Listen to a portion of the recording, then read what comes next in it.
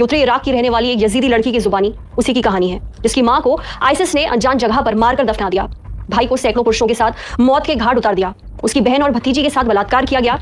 ISIS की भयानक यातना झेलने से लेकर उनके चंगुल से भागने तक दर्दनाक दास्तां हैं। ये नोबेल पीस पुरस्कार पाने वाली नादिया मुराद की कहानी है और आज की किताब है नादिया मुराद की लिखी ऑटोबायोग्राफी द लास्ट गर्ल।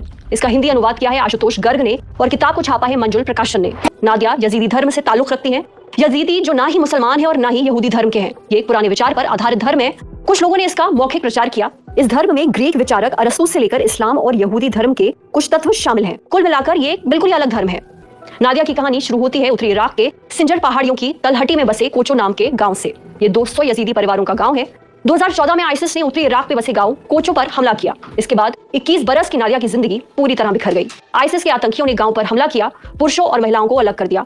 पुरुषों को अलग ट्रक में बिठाया जिसमें नादिया के भाई भी थे। उन्हें गांव के पीछे एक गड्ढे में लेकर जाकर लाइन से गोली मार दी गई। अब बारी महिलाओं और बच्चों की थी।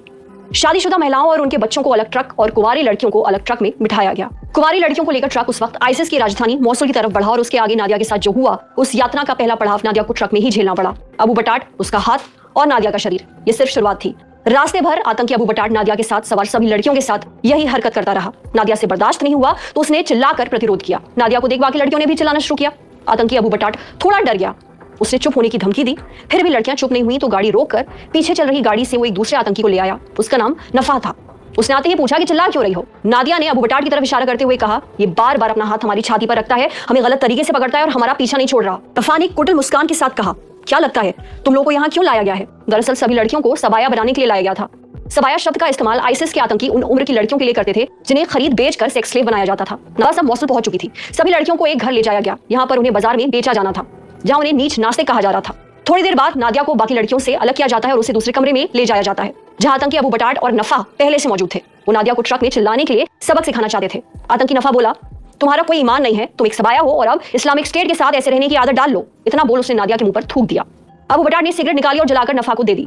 नादिया लिखती है, नफा ने जलती सिगरेट मेरे कंधे पर लगाई और मेरे कपड़ों पर पूरी तरह से दबा दी। एक और सिगरेट जलाई और मेरे पेट पर बुझा दी। चिल्लाने के सिवाय नादिया कुछ नहीं कर सकती थी। ऐसी यातनाएं बाकी लड़कियों को भी दी जा रही थी। जैसे तैसे वो दिन गुजरा। अब बारी रात की थी। गुलामों का बाजार रात में खुलता था। नादिया और उसके साथ लाई गई सभी लड़कियों को उस बाजार में बेचने के लिए ले जाया गया। यहाँ उसे हाजी सलमान नाम का एक आतंकी खरीदता है। नादिया पर जुल्म की इंतहा तो अब होने वाली थी। हाजी सलमान उसे घर ले गया। उस रात जब नादिया बिस्तर के किनारे बैठी थी तो लगभग 1 घंटे तक हाजी सलमान बोलता रहा। उसने नादिया के घर, परिवार और धर्म को गालियां दी। उसने धर्म परिवर्तन के लिए मनाने की कोशिश की, लेकिन नादिया ने मना कर दिया। जब उसने नादिया को कपड़े उतारने के लिए कहा तो वो रोने लगी। नादिया ने कहा, मेरा मासिक धर्म चल रहा है। हाजी ने कहा, साबित करो।